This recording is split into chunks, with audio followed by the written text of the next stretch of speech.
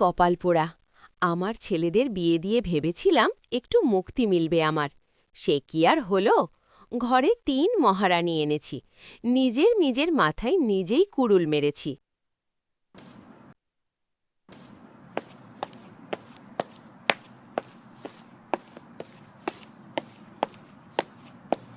ঘরে চিনি নাই, চা পাতি নাই, তার ওপর বাজারও নেই।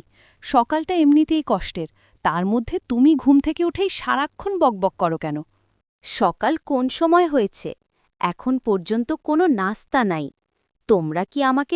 ঘরে চিনি নাই, চা পাতি নাই, নাস্তা কি দিয়ে বানাবো? তোমাদের কাজের থেকে যে কথা গুণ বেশি। তোমাদের মা বাবা কিছু শিখাইছে না? আপনি কেন বকবক করতেছেন?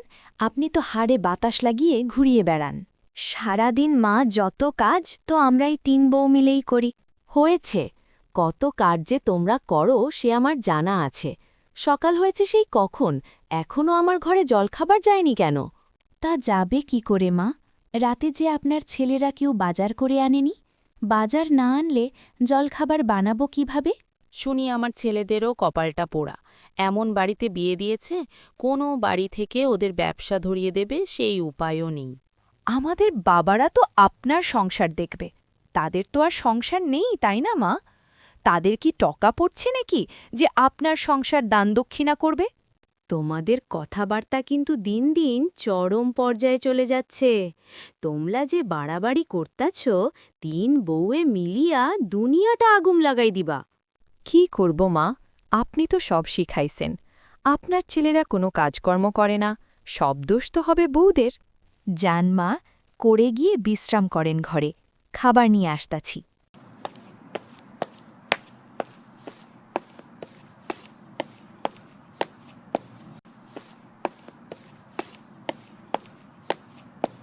মিতুরে কোন সময় তানিয়ারার বাড়ি পাঠাইছো লাইগো ভাবি? এখনো তো কচু শাক লইয়া এলো না। সকাল থেকে রান্নার প্রস্তুতি নিয়ে বসে আছি, কিন্তু প্রধান তরকারিটাই নেই। ভাবছিলাম তানিয়ারার বাড়ির বাগানে যে টাটকা কচু শাক আছে। চলে আইসো ছোট। ওরা তোমারে কচুর শাক দিছেনি? তোমার জন্য চিন্তা করতাছি, ওরা কচু শাক দিব কিনা। হি দিবে না? দিবে আরও মায়া করবে। এ মিতু কোনো কাজে গেলে কাজ না করিয়া আসে না, সবাইরে বাজাইয়া দিতে পারি।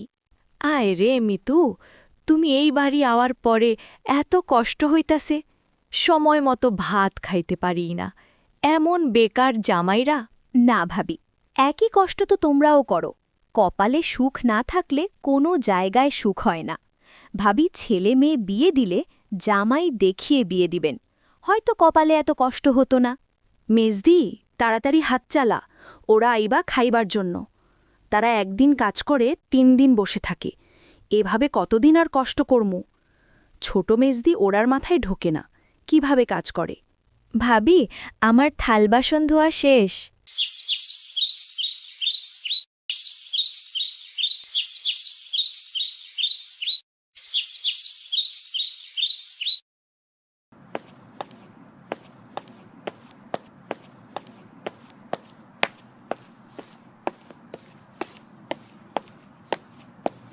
ভাবি, কত সময় লাগবে নকশি কাঁথা সেলাই করতে? বেশি সময় লাগবে না মেজবি।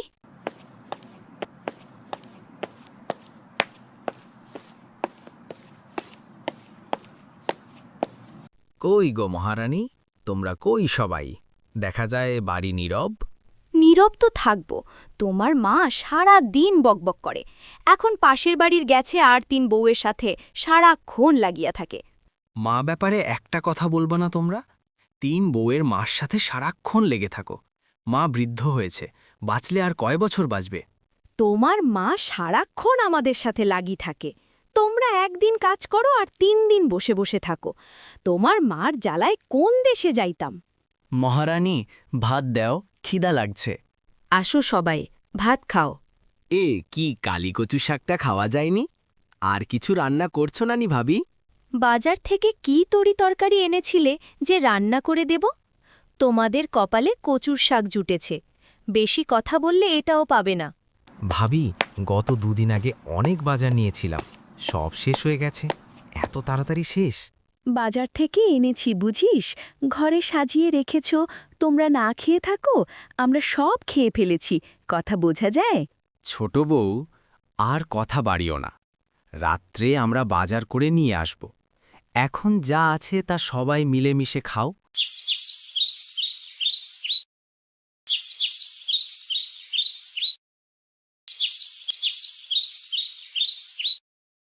মেজদি ছোট্ট, আমরা ৩ জন মিলে কুড়াল দিয়া খাট কাটিয়ে বাজারও বিক্রি দিয়ে বাজার নিয়ে যাব।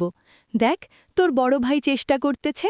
ঠিক আছে ভাবি, আমরা ৩ জন মিলে কাজকর্ম করব আর সংসার টিকাতে হবে। ৩ বউ মিলে কুড়ালদা কাট কাটে, যে জামাই সংসার কতই না কষ্ট করতাস। ওরা হলো আদর্শ গৃহিণী, কিন্তু শাশুড়ির জন্য তাও শান্তি পায় না। ঠিক আছে ভাবি, তুমি হাল ধরো না, তোমার সাথে আমরা আছি। আমরা কিছু করতে পারতাম না, আমাদের এত সাহসও নাই। তোমার সাহস আমাদের শক্তি। ভাবি, তুমি এগিয়ে চলো। তোমরা ৩ বউ মিলে কই গেছিলা? তোমরা কি চাও আমার বাড়ির মানসম্মান ইজ্জত কমুক? তো তোমরা চাও আমি যেন আমার ছেলের মুখ দেখাতে না পারি? না মা, এভাবে কথা বলবে না। আপনার ছেলেরা তো বাজার আনে না, যে বাজার আনে তারাই খেতে পারে না। আমরা ৩ বউ মিলে কুড়াল দিয়ে খাট কেটে বাজার এনেছি।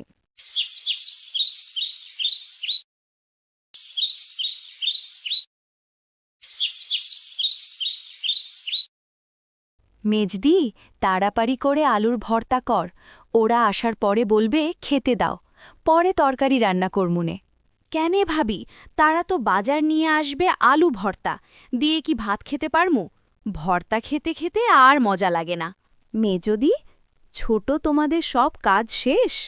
ওই ভাবি, আমার সব কাজ শেষ। জিনিসপত্র কি দর? আগে পেঁয়াজ ছিল ২৫ টাকা কেজি, এখন হয়েছে ৩০০ টাকা কেজি। টাকার এত অভাব, কি যে করি, কোনো কিছুই পাওয়া যাইতাছে না, ইনকামও করতে পারি না। নেও মহারানী বাজার, জানছি রান্না করো। এ কি, এত কম বাজার কিভাবে আনায়? তোমরা এত অকর্ম, তোমরার জন্য কোনো কাজ নেই। তোমাদের সংসার আইয়া কোনো শান্তি পাইলাম না। এত কথা বলার দরকার কি? যদি পারো থাকো, না পারলে বাবার বাড়ি চলে যাও। ওই ভাবি, আমাদের কপালে এত দুঃখ কেন রইল? কোনো দিন সুখী হতে পারতাম না। দেখতে দেখতে ১২টা বছর চলে গেল, না পেট ভরে খাইতে পারলাম, না বিলাসিতা করতে পারলাম, জীবনে কিছু দেখতে পারলাম। এটা ওই কপালে লেখা ছিল। যা, ছোট চাল ধুয়ে নিয়ে আসো, আলো ধুয়ে নিয়ে আসো। যার কপালে যেটা সেটাই হবে, চিন্তা করার দরকার নেই। হয়তো একদিন কপালে সুখ দিব।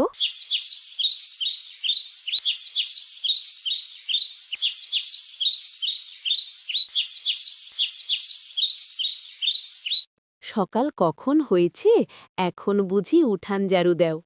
সকালের রান্না কখন করবে? এখন 10টা হয়ে গেছে। এভাবে আর কত শাস্তি দিবা? ৩ বউ মিলিয়ে জুলুমতি করতেছে।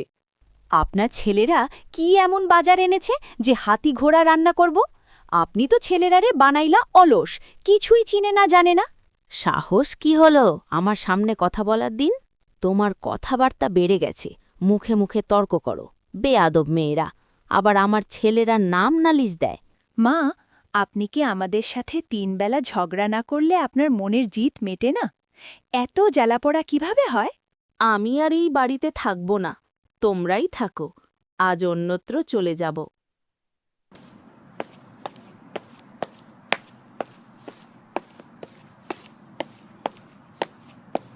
কি হয়েছে মা, তুমি এভাবে চেঁচামেচি করছো কেন এই সাত সকালে? শোন, তাদের তোদের বউয়ের কথা শুনে আমি নাকি সারা দিন অর্থের সাথে শুধু ঝগড়া করি। আমি আর থাকব না বাবা এই বাড়িতে। তোদের বউ নিয়ে তোরাই সংসার কর বাবা, আমার এই বাড়িতে কোনো জায়গা নাই। তুমি কেনে যাবে? ওটা তোমার বাড়ি যেতে হয়, ওরা ৩ বউ যাবে। ওরা যদি এই বাড়িতে থাকে তোমারে মানিয়া চলতে হবে, না হয় ওরা ওরার মতো চলতে দাও। বেশ, তবে আমরাই যাব, তোমরা থাকো তোমাদের সংসার নিয়ে। এত কিছু হওয়ার পরেও তুমি চুপ করে থাকবেই? কষ্ট, অভিমান, অপমান সবকিছু সহ্য করে মনটা কি একেবারে পাথর হয়ে গেছে? কখনো কখনো চুপ থাকা মানে দুর্বলতা নয়, বরং নিজের ভেতরের ঝড় সামলানোর চেষ্টা। কিন্তু সেই নীরবতারও তো একটা সীমা আছে। যখন কথা বলার দরকার তখন চুপ থাকলে নিজের অধিকারটাই হারিয়ে যায়। বাড়িতে এলাম, কিন্তু কার বাড়িটা না জেনে ভেতরে ঢুকেছি আমরা। কেউ যদি এখন চোর অপবাদ দেয় আমাদেরকে। তুমি সব কিছু এত ভয় পাও কেন ভাবি, বলো তো একবার। একবার যখন এসেছি ডেকে দেখি না বাড়িতে কেউ আছে কিনা। আমার খুব ভয় লাগছে, কিন্তু রাগ করে চলে যাওয়াটাও কি ঠিক হলো? বারবার সেই কথাগুলোই মনে পড়ছে। এই অবস্থায় কিভাবে রান্না করব, কিভাবে সব সামলাব? মনটা ভয়, অভিমান আর দুশ্চিন্তায় ভরে আছে। সংসারের ছোট ছোট ঝগড়া কখন যে বড় কষ্টে পরিণত হয় বুঝতেই পারি না। তবুও জীবন তো থেমে থাকে না। রান্নাঘরের চুলা জ্বলতেই হয়, দায়িত্ব পালন করতেই হয়। শেষ পর্যন্ত কি ভুল বোঝাবুঝি মিটবে, নাকি অভিমান আরও বাড়বে? বাড়িতে কেউ আছেন? আমরা খুব বড় বিপদে পড়েছি। দয়া করে একটু সাহায্য করবেন। অচেনা জায়গা, চারপাশে ভয় আর অনিশ্চয়তা। কাকে বলবো, কোথায় যাব, কিছুই বুঝতে পারছি না। একটুখানি সহানুভূতি আর সাহায্যই পারে আমাদের এই বিপদ থেকে বাঁচাতে। মানুষের দয়া আর মানবিকতাই তো শেষ ভরসা। শেষ পর্যন্ত কি কেউ দরজা খুলে এগিয়ে আসবে, নাকি আমরা আরও বড় সমস্যায় পড়ব?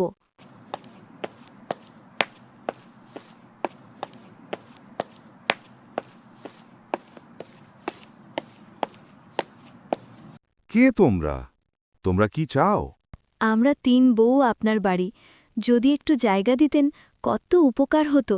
আমরা খুব অসহায়। বাবা, যখন ডাকিছ তোমাদেরকে ফিরে দিতে পারি। আমার বউ মারা গেছে ৩ সপ্তাহ হয়েছে। আমি খুব অসহায়। আমার ঘরে কিছুই নেই। তোরা চাউল আছে। আজ থেকে তোমরা আমার ৩ মেয়ে, আমি তোমার বাবা। আমারে বাবা বলে ডাকবে। আমরাই ব্যবস্থা আমরাই করব। উপকারের কথা জীবনে বলবো না বাবা। এই কথার ভেতরে লুকিয়ে আছে কষ্ট, অভিমান আর না বলা হাজারো অনুভূতি। কখনো কখনো সাহায্য করতে গিয়েও মানুষ ভুল বোঝাবুঝির শিকার হয়। তখন মনে হয় আর কখনো কারো জন্য কিছু করব না। কিন্তু সত্যি কি উপকার করা ভুল, নাকি মানুষের প্রত্যাশাই আমাদের কষ্টের দিন? বুড়া বাবার ঘরে এখনও ওসব কিছুই আছে। আমার জামাই, দেওর ৩ জন এখনও কিছুই নেই। তারা জোয়ান বেটা। মাগো, তোমাদের রান্না কি শেষ হয়েছে? শুধু একটু ভাত চাই। অনেক দিন ধরে পেট ভরে ভাত খাইনি। আজকে ৩ জন মেয়ের হাতের রান্না ভাত খাবো এই আশা নিয়েই দরজায় দাঁড়িয়ে আছি।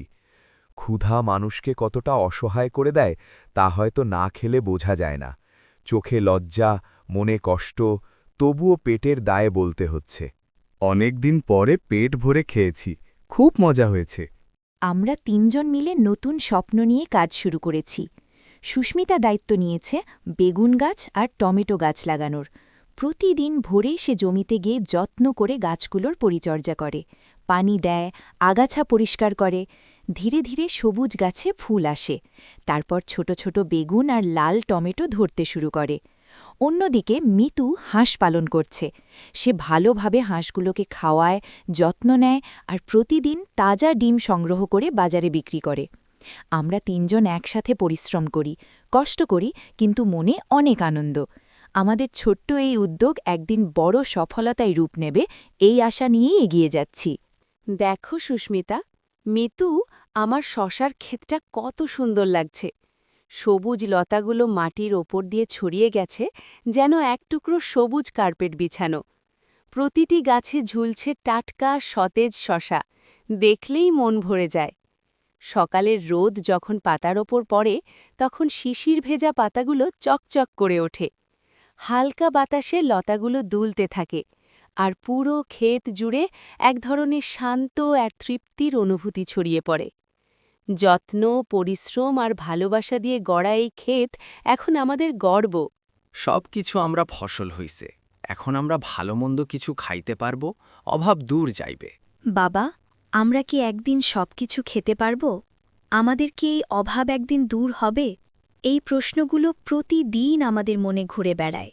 কিন্তু আমরা হাল ছাড়িনি, পরিশ্রম করছি, স্বপ্ন দেখছি। নিজের হাতে সবজি ফলাচ্ছি, হাঁসের ডিম বিক্রি করছি। একদিন যেন আমাদের ঘরে ভাত, তরকারি, ডিম সব কিছুই থাকে, আর কষ্টে না থাকতে হয়, ধার করতে না হয়, না খেয়ে থাকতে না হয়। আমরা বিশ্বাস করি আল্লাহ ভরসা আর কঠোর পরিশ্রম থাকলে একদিন অভাব দূর হবেই। সেই দিনের অপেক্ষায় আমরা তিনজন একসাথে লড়াই করে যাচ্ছি। মা, তোমরা দুশ্চিন্তা কইরো না, স্বামীরা অবশ্যই একদিন তোমাদের খুঁজে নিবে। পৃথিবী যতই কঠিন হোক, সম্পর্কের টান কখনো মিথ্যা হয় না। সময় হয়তো একটু পরীক্ষা নেয়, দূরত্ব হয়তো সাময়িকভাবে আলাদা করে রাখে, কিন্তু সত্যিকারের ভালোবাসা আর দায়িত্ববোধ মানুষকে আবার কাছাকাছি নিয়ে আসে। তোমরা ধৈর্য ধরো, মন শক্ত রাখো। কষ্টের দিন চিরকাল থাকে না। যে মানুষ সত্যিকারের আপন, সে একদিন না একদিন নিজের ভুল বুঝবে, ফিরে এসে বলবে, চলো আবার নতুন করে শুরু করি। আশা ছেড়ো না মা, আল্লাহ ভরসা রাখো, সব ঠিক হয়ে যাবে ইনশাল্লাহ। ওরা কথা বারবার মনে পড়ছে। ওরা এখন কি করছে, কিভাবে রান্নাবাড়া করছে, এই ভাবনাগুলো আমাকে ভীষণ অস্থির করে তুলছে। নাকি কেউ না খেয়েই বসে আছে। দূরে থাকলেও মনটা যেন সবসময় ওদের কাছেই পড়ে থাকে। নিজের কষ্টটা বোঝাতে পারি না, আবার চুপ থাকতেও পারি না। মনে হয় যদি একটু পাশে থাকতে পারতাম, রান্নাঘরে গিয়ে সাহায্য করতে পারতাম, তাহলে হয়তো মনটা একটু শান্ত হতো। দূরত্বটা যতটা নয়, তার চেয়েও বেশি কষ্ট দেয় এই না জানার যন্ত্রণা। মনটা শুধু দোয়া করে ওরা যেন ভালো থাকে, ঠিকমতো খায় আর হাসি মুখে দিন কাটায়।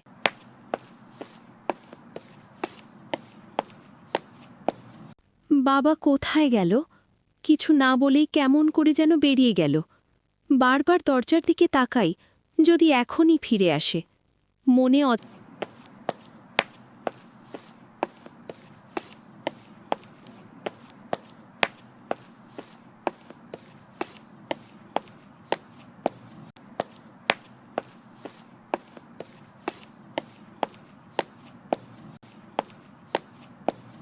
কি বাবা, তুমি ওদেরকে নিয়ে এসেছো কেন এখানে? এখনও তোমরা আমাদের ওপর রাগ করে থাকবে?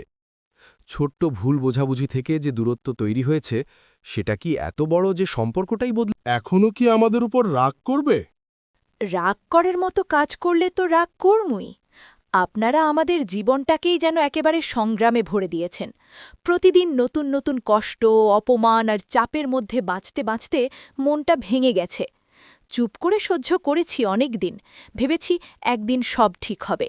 কিন্তু যখন নিজের স্বপ্ন, নিজের সম্মান আর নিজের শান্তি বারবার পদদলিত হয়, তখন আর নীরব থাকা যায় না। বাধ্য হয়েই বাড়ি ছেড়ে চলে যাচ্ছি। কেউ শখ করে ঘর ছাড়ে না।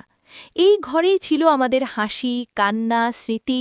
কিন্তু যদি সেই ঘরই দম বন্ধ করে দেয়, তাহলে দূরে গিয়ে হলেও একটু স্বস্তির নিঃশ্বাস নিতে হয়। আরে এরকম করো না, তোমরা ফিরে চলো ও বাড়িতে। আমাদের সবকিছু প্রায় শেষ হয়ে গেছে। আগে থেকেই একটা লোন ছিল, এখন সরকারি অফিসার বলে গেছে প্রতি মাসে 20,000 টাকা কিস্তি দিতে হবে। আমরা যে সামান্য ইনকাম করি, তা দিয়ে কোনোভাবে খাওয়া দাওয়া চালাই। এর মধ্যে এত বড় অঙ্কের টাকা কিভাবে দেব? মাথার ওপর ঋণের চাপ, সামনে অনিশ্চিত ভবিষ্যৎ, সব মিলিয়ে বুকটা ফেটে যাচ্ছে। যদি কিস্তি দিতে না পারি, তারা নাকি বাড়ি দখল করে নেবে। এই বাড়িটাই তো আমাদের শেষ সম্বল, শেষ আশ্রয়। আমার ছেলেদেরকে ক্ষমা করে দাও, পারলে আমাকে ক্ষমা করে দাও। কথায় আছে না, অভাবে স্বভাব নষ্ট। অভাবের সংসারে ঠিকমতো না খেয়ে তোমাদেরকে আজ যা তাই বলেছি আমি। মহারানী, রাগ করিও না, চলো না বাড়িতে চলো। ভুলও যদি হয়ে থাকে, ক্ষমা করে দিও। মানুষ তো ভুল করেই শেখে। তোমার অভিমান ভাঙাতে আজ সব অহংকার দূরে রেখে বলছি, চলো আবার আগের মতো হয়ে যায়। একসাথে থাকলে দুঃখ অর্ধেক হয়ে যায়, আর সুখ দ্বিগুণ হয়। মহারানী, তোমার হাসিটাই তো আমাদের ঘরের আসল আলো। রাগ ভুলো, ফিরে চলো ঘরে। শোভনীয়। বউ ছাড়া তো থাকতেই পারো, আরামে থাকো, আমার কি দরকার? আমি না থাকলে নিশ্চয়ই তোমার কোনো অসুবিধা হবে না। নিজের মতো খাবে, ঘুমাবে, কেউ কিছু বলবে না, পুরো স্বাধীন জীবন। সুস্মিতা, মাফ করে দাও আমাকে। আমি জানি আমার ভুলে তোমার মনে অনেক কষ্ট দিয়েছি। হয়তো কথায় আঘাত করেছি, হয়তো আচরণে তোমাকে অবহেলা করেছি, কিন্তু বিশ্বাস করো, ইচ্ছে করে কখনো তোমাকে কষ্ট দিতে চাইনি। নিজের ভুল নিজে স্বীকার করছো যখন আর কিছু করার নাই, এটাই তো সবচেয়ে বড় সত্য। সময় থাকতে যদি বুঝতে, তাহলে হয়তো এত দূর গড়াতো না। এখন সবকিছু ভেঙে পড়ার পর, সম্পর্কটা হাতছাড়া হওয়ার পর হঠাৎ করে আমি ভুল করেছি বললে কি সব আগের মতো হয়ে যায়? তুমি তো আমারে মাফ করে দাও, তোমারে ছাড়া এক মুহূর্তও ভালো লাগে না। তোমার অভিমানী মুখটা, তোমার রাগের কথাগুলো সবই আমার আপন। তুমি দূরে থাকলেই বুঝি তুমি কতটা জায়গা জুড়ে আছো আমার জীবনে। আমার কথা তোমার মনে কি হবে? হয়তো তুমি বলবে সবকিছুই শেষ, ভুলে গেছো আমাকে। কিন্তু সত্যি কি এত সহজে কেউ কাউকে ভুলতে পারে? আরে আমার বাড়িটা তো এবার অনেক বড়া লাগবে। তোমরা সবাই একসাথে থাকলে ঘরটা যেন আরও বিশাল হয়ে যায়। ওরা আমার 3 মেয়ে আর তোমরা আমার 3 ছেলে। আমরা সবাই মিলে একসাথে থাকব, একসাথে খাবো, হাসব, গল্প করব,